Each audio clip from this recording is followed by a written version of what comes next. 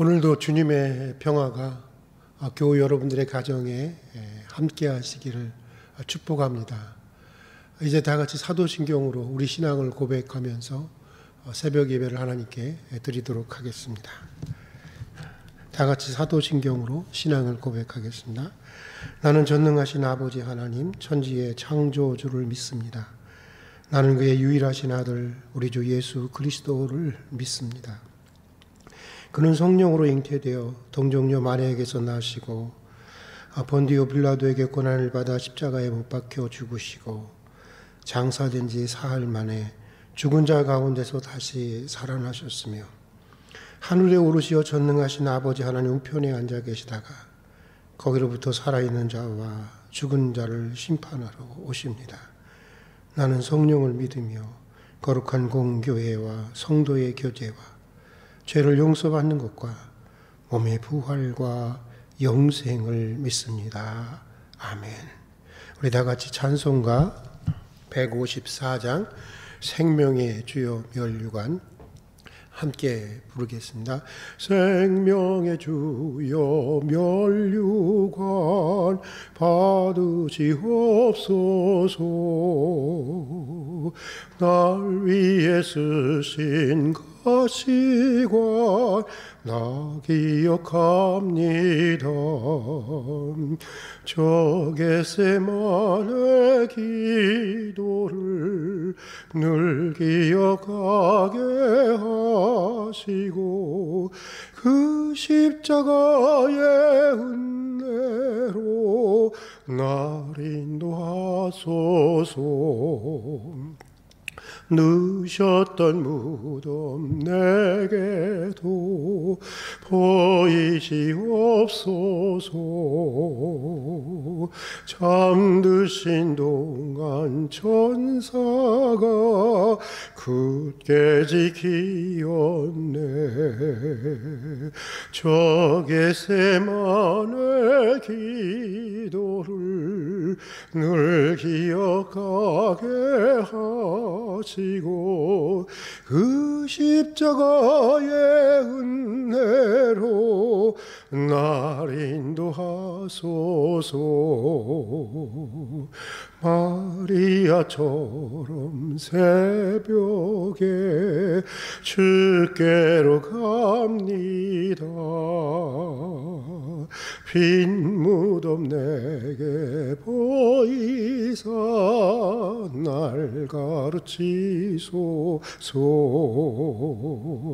저 겟세마네 기도를 늘 기억하게 하시고 그 십자가의 은혜로 날 인도하소서. 고난의 잔을 날 위해 다 마셨나이다. 나 항상 나의 십자가 감당케 하소서. 저 겟세마네 기도를 늘 기억하게 하시고 그 십자가의 은혜로 날 인도하소서.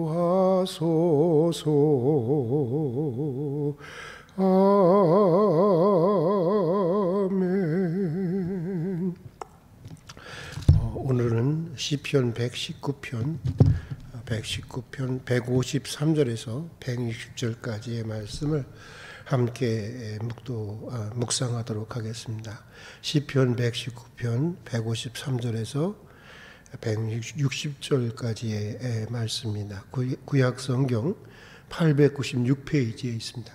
896페이지에 있습니다.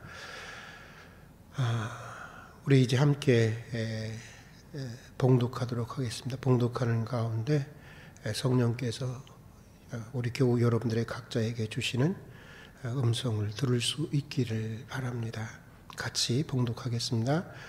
나의 고난을 보시고 나를 건지소서. 내가 주의 율법을 잊지 아니함이니이다. 주께서 나를 변호하시고 나를 구하사 주의 말씀대로 나를 살리소서. 구원이 악인들에게서 멀어짐은 그들이 주의 율례들을 구하지 아니함이니이다. 여호와여, 주의 긍휼이 많으오니 주의 규례들을 따라 나를 살리소서. 나를 비박하는 자들과 나의 대적들이 많으나 나는 주의 증거들에서 떠나지 아니하였나이다. 주의 말씀을 지키지 아니하는 거짓된 자들을 내가 보고 슬퍼하였나이다. 내가 주의 법도들을 사랑함을 보옵소서. 여호와여, 주의 인자하심을 따라 나를 살리소서. 주의 말씀의 강령은 진리이오니 주의 의로운 모든 규례들은 영원하리이다. 아멘. 오늘 우리가 읽은 말씀은 시편 119편의 20번째 해당되는 문단이고, 모든 문장이 히브리어 알파벳 레시, 그러니까 영어로는 R, 우리나라 말로는 니을자로 시작되는 말씀인데, 오늘 말씀 역시 주님의 규례와 증거, 그리고 하나님의 율법과 하나님의 말씀에 대한 시편 기자의 간증과 깊은 사랑을 말하고 있는 내용으로 되어 있습니다. 오늘 말씀 먼저 이런 고백으로 시작하고 있는데, 우리 다 같이 한번 153절의 말씀을 읽어보도록 하겠습니다. 153절입니다. 나의 고난을 보시고 나를 건지소서. 내가 주의 율법을 잊지 아니하나이다. 우리 한번 다시 한번 읽어볼까요? 나의 고난을 보시고 나를 건지소서. 내가 주의 율법을 잊지 아니하나이다. 내가 지금 당하는 고난을 보시고 건져 달라고 하는 것인데, 여기 전제 조건이 있습니다. 내가 주님의 말씀을 잊지 아니했다는 것입니다. 그러니까 다시 말해서 내가 고난 가운데서도 더욱 주의 말씀을, 약속의 말씀을 더욱 기억하게 되었다고 하는 말씀입니다.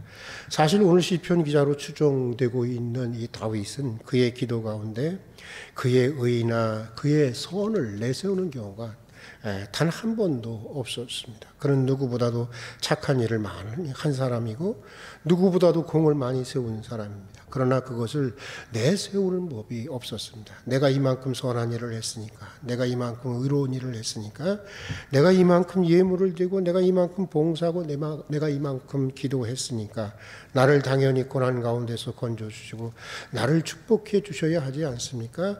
이러는 법이 없었습니다. 오늘 시편 156절의 말씀에도 나오지만, 여호와여, 주의 긍휼이 많으므로 주의 율례를 따라 나를 살리소서라고 하며, 그는 오직 주님의 긍휼만을 의지합니다. 주님의 자비만을 의지합니다. 자신이 행한 선이나 의로움을 내세우지 않고 주님의 은혜의 말씀과 은총의 약속에 의탁하고 있을 뿐입니다. 오늘 우리는 무엇보다 이 점을 주목해야 하는데, 언젠가도 말씀드린 것처럼 종교개혁자 마틴 루터는 그의 저서에서 이렇게 얘기하고 있습니다. 오직 믿음이라고 할 때 그 믿음은 오직 사실은 은혜라는 것입니다. 그러니까 솔라 피데, 오직 믿음이라는 말은 솔라 그라치아, 오직 은혜라는 말과 그 뜻을 같이 하고 있다고 하는 것입니다. 우리가 믿는다 하는데 도대체 무엇을 믿는 것입니까? 여러분, 무엇을 믿는 것입니까? 핵심은 값없이 또 대가 없이 주시는 하나님의 은혜를 믿는다고 하는 것 아닙니까? 내가 뭘 했기 때문에 받는 것이 아니라고 하는 것입니다. 그러니까 내가 선을 행하고 의를 행하고 정성을 쌓고 공로를 쌓고 해서 내가 구원을 받고 내가 축복을 받는 줄로 생각하지 말라는 것입니다. 이게 바로 바울이 그토록 미워했던 율법적인 믿음이라고 하는 것입니다. 이게 바로 예수님이 그렇게 싸웠던 바리새적인 믿음이라고 하는 것입니다. 여러분, 사실 사람이라는 것이 그렇습니다. 누구나 할 것 없이 항상 변함없는 사람은 여러분 세상에 아무도 없습니다. 다 사람이라고 하는 것은 기복이 있게 되어 있습니다. 살다 보면 우리는 선할 때도 있고 선하지 못할 때도 있습니다. 열심을 낼 때도 있고 열심히 떨어질 때도 있습니다. 다 우리 믿음이라고 하는 것은 이렇게 올라갔다 내려갔다 하면서 가는 것인데, 내가 가진 그 조그마한 의와 선행의 근거에서 우리가 그것을 내세우고 우리가 그것을 의지하려고 할 때는 하나님의 은혜로부터 점점 좀 더, 아니 아주 멀리 떨어질 수 있다고 하는 것을 우리는 꼭 기억해야 하는 것입니다. 설령 내게 남보다 선하고 의로운 것이 있다고 해도 우리는 그것이 자신에게로부터 온 것이 아니라 하나님께로부터 온 것인 것을 알고 하나님의 은혜로 여겨야 하는 것입니다. 이게 바로 인격인 것입니다. 또 깊이 생각해 보면 하나님이 우리를 위해 베푸신 무한한 은총을 우리가 고려해 본다고 한다면 우리가 뭘 했다고 말할 수 있겠습니까? 고등학교 때 배운 수학의 공약 진리 중에 이런 것이 있었습니다. 리미트 n가 무한대로 갈 때 그 분모 n 위에 아무리 큰 숫자에, 아무리 큰 유한한 숫자의 분자를 얹어 놓는다고 하더라도 그것이 다 결국은 0으로 수렴하게 된다고 하는 것입니다. 비록 수학적인 진리이지만 어떤 면에서 보면 깊은 영적인 진리를 가지고 있는 수학 공식인데 생각해 보십시오. 하나님이 우리를 향한 하나님의 은혜가 무한한 것이라고 한다면 그 위에 아무리 큰 우리의 의와 수고와 공로를 얹어 놓아도 그것은 마치 리미트 n가 무한대로 갈 때 그 n 위에 아무리 큰 유한한 수를 올려놔도 0으로 수렴한 것 같이 그것은 없는 것과 같은 것 아니겠습니까? 대학교 1학년 때였습니다. 저는 그때 매우 기도를 좀 열심히 한다고 했는데 하루에 한 3시간 이상씩을 꼭 기도하곤 했습니다. 그래서 은근히 내가 기도를 많이 하는 사람이다라고 하는 이 자부심을 나름대로는 가지고 살아가고 있었습니다. 그러던 어느 날이었습니다. 친한 동기 형에게 은근히 칭찬을 기대하면서 형, 난 말이야 하루에 3시간 이상씩 기도한다? 라고 이렇게 자랑을 했습니다. 그러자 형은 아주 그 못마땅한 얼굴로 저를 쳐다보면서 이렇게 대답을 했습니다. 야, 양구가, 예수님은 하루 종일 너를 위해서 기도하는데 라고 이렇게 얘기를 해 주었습니다. 할 말이 없었습니다. 우리의 선행이라고 하는 것이 하나님 앞에서는 그런 것이 아닐까요? 그러므로 우리는 언제나 하나님의 약속의 말씀과 하나님의 긍휼과 하나님의 자비와 하나님의 은혜만을 붙들어야 하는 것입니다. 하나님의 은총만을 의지해야 하는 것입니다.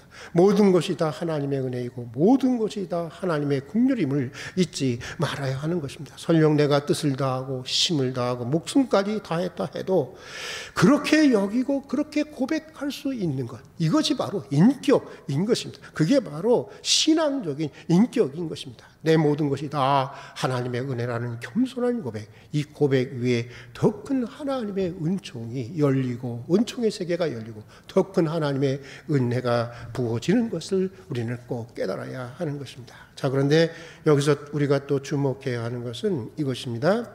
고난 당할 때 주님의 법을 기억했다고 하는 오늘 시편 기자의 고백입니다. 언제요? 고난 당할 때 주의 법을 더욱 기억했다고 하는 것입니다. 우리에게 고난을 허락하시는 하나님의 뜻이 바로 사실은 여기에 있기 때문입니다. 고난을 허용하시는 하나님의 뜻을 우리가 전체적으로 또는 정확하게 누구도 다 알 수 없습니다만은 우리를 사랑하시는 하나님이 우리에게 고난을 허용하시는 이유 중에 하나는, 여러분, 고난은 우리 그리스도인들에게 하나님과 하나님의 말씀을 다시 기억하게 하는 선한 도구가 되기 때문입니다. 그래서 C.S. 루이스는 고통을 다루신 하나님이라는 책에서 이분은 이렇게 비유했습니다. 고난은 하나님의 확성기이다 라고 이렇게 고난에 대해서 정의한 적이 있습니다. 하나님은 평상시에는 다른 데 정신에 팔려서 하나님의 말씀을 듣지 못하고 사는 사람들을 위해서 고난이라는 확성기를 통해서 귀에다 대고 말씀하신다는 것입니다. 고난을 당할 때 우리는 비로소 주님을 생각하게 되고 주님의 말씀을 기억하게 된다고 하는 것입니다. 예를 들면 누가복음에 나오는 탕자의 비유가 그렇습니다. 어느 날 탕자가 아버지의 유산을 미리 받아서 집을 나갑니다. 이건 말도 안 되는 인간입니다. 그런데 일이 잘 되고 평안하고 세상의 쾌락에 빠져 살 때는 아버지 생각하지 않습니다. 아버지 집 기억도 나지 않습니다. 그런데 망하고 굶어 죽게 되니까 비로소 아버지가 생각이 나고 아버지 집에 풍성한 것들이 있다고 하는 것을 기억하게 됩니다. 고난을 당하고 나니까 그때서야 비로소 아버지가 생각나고 아버지의 집이 기억나게 되는 것입니다. 물론 아직 아버지를 온전히 사랑하는 것은 아닙니다. 아직 온전히 아들의 모습으로 돌아온 것도 아닙니다. 그러나 아들로서의 그의 회복은 그의 회복은 아버지를 기억하는 것으로부터 시작하게 되었다고 하는 것입니다. 그러니까 바로 고난이 시작되는 그 지점이 온전한 아들의 모습을 회복하는 출발점이 되었다고 하는 것입니다. 그러므로 여러분, 고난을 당할 때 우리는 먼저 무엇보다도 주님의 말씀을 기억할 줄 알아야 하는, 아니 그렇게 고난을 당할 때 주님의 말씀이 기억나도록 해달라고 기도해야 하는 것입니다. 고난이 오면 더 악해지는 사람들도 있기 때문인 것입니다. 그래서 오늘 시편 155절에 보면 이렇게 고백하고 있는데, 우리 한번 다 같이 한번 155절의 말씀을 같이 읽어보겠습니다. 구원이 악인으로부터 멀어지면 그들이 주의 율례를 기억하지 아니함이니이다. 그렇습니다, 여러분. 똑같이 고난을 당했는데, 똑같이 어려움을 당했는데 그 반응에 따라서 선인이 되기도 하고 악인이 되기도 합니다. 요즘에도 그렇지 않습니까? 선인은 고난을 당할 때 다시 하나님의 말씀을 기억하고 하나님의 긍휼을 구하지만, 악인은 점점 더 하나님의 말씀을 멀리하고 점점 더 악해진다는 것입니다. 하나님을 원망하고 남의 탓을 하면서 탓만하면서 점점 더 악해지는데, 그러면서 구원으로부터 점점 더 멀어지게 되는 것입니다. 그러므로 우리가 이것을 잊지 말아야 하는 것입니다. 고난의 날에는 하나님의 말씀을 기억하고 하나님의 긍휼을 의지해야 한다고 하는 것입니다. 불평하지 마십시다. 세상 탓하고 남만 탓하지 마십시다. 그러면 그럴수록 우리가 자기 영적인 페이스를 잃어버리고 우리 마음이 거칠고 완악해지고 구원으로부터 점점 더 멀어진다고 하는 사실을 우리가 꼭 기억할 수 있기를 바랍니다. 마지막으로 우리가 오늘 시편에서 주목해야 하는 것은 하나님의 말씀에 대한 오늘 시편 기자의 고백의 강도입니다. 처음에는 그저 고난 속에서도 주님의 말씀을 잊지 않겠습니다, 이렇게 고백을 하고 있는데, 그런데 그 다음에는 이렇게 고백을 합니다. 나를 핍박하는 자들이 많고 나의 대적들이 많으나 나는 그런 상황 속에서도 주님의 말씀을 떠나지 않습니다 라고 고백하는 모습을 보게 됩니다. 단순히 주님의 말씀을 잊지 않고 기억하는 정도가 아니라 고난 속에서도 하나님의 말씀을 지키고 하나님의 말씀을 붙들고 하나님의 말씀대로 살아가려고 한다는 것, 산다고 하는 것입니다. 그리고 또 그 다음에는 주님의 말씀을 지키지 않은 원수들을 보면서 오히려 슬퍼했다고 하는 것입니다. 이거 매우 귀한 고백인데, 그러니까 이런 말입니다. 비록 세상적으로 악한 그들이 높은 자리에 앉아있고 성공하고 출세한 사람들이지만 그들이 부럽지 않았다고 하는 것입니다. 원수를 갖고 싶지도 않았다는 것입니다. 이제 그들이 너무나도 측은하게 여겨진다는 것입니다. 하나님의 말씀을 지키지 않는 그들이 너무나도 불쌍히 여겨진다는 것입니다. 그래서 슬펐노라고 오늘 시편 기자는 고백하고 있는 것입니다. 그러니까 세상을 보는 가치가 달라진 것입니다. 성공과 실패의 잣대가 달라진 것입니다. 가치관이 달라지고 인생관이 달라지고 세계관이 달라진 것입니다. 그러니까 고난 속에서 기도하고 하나님의 약속의 말씀을 붙들고 지켜나가면서 그만큼 오늘 시편 기자는 그 믿음의 성장이, 인격의 성장이 일어난 것이고 그만큼 삶의 차원이 높아지고 변화되어졌다고 하는 것을 얘기해 주고 있는 것입니다. 그리고 또 오늘 시편은 마지막 두 절에서 이렇게 고백하고 있는데, 우리 한번 다 같이 마지막 두 절을 한번 읽어보도록 하겠습니다. 같이 읽겠습니다. 내가 주의 법도를 사랑함을 보옵소서. 여호와여 주의 인자하심을 따라 나를 살리소서. 주님의 말씀의 강령은 진리이오니 주의 의로운 모든 규례들은 어떻게 하리로다? 영원하리로다. 여기 보면 시편 기자는 내가 하나님의 말씀을 사랑한다고 그렇게 고백하고 있습니다. 마지막 결론에서는 주님의 말씀은 항상 옳다는 것입니다. 항상 선하고 항상 의롭다는 것입니다. 주님의 말씀은 영원한 진리라고 하는 것입니다. 그러면서 하나님의 말씀에 대해서 완전한 어떤 확신 가운데, 확고한 확신 가운데 서게 되는 이 시편 기자의 모습을 보여주고 있는데, 그러니까 고난 속에서 하나님의 말씀에 대한 믿음이 절대적인 확신으로까지 자라가게 되었다는 것을 얘기하고 있는 것입니다. 사실 우리도 우리의 고난을 통해서 우리의 믿음이 이렇게 성장하고 정말 확고한 믿음 가운데로 이렇게 나가야 되는 것 아니겠습니까? 그런데 가만히 보면 10년을 믿는 사람이나 한평생을 믿는 사람이나 차이가 별로 없습니다.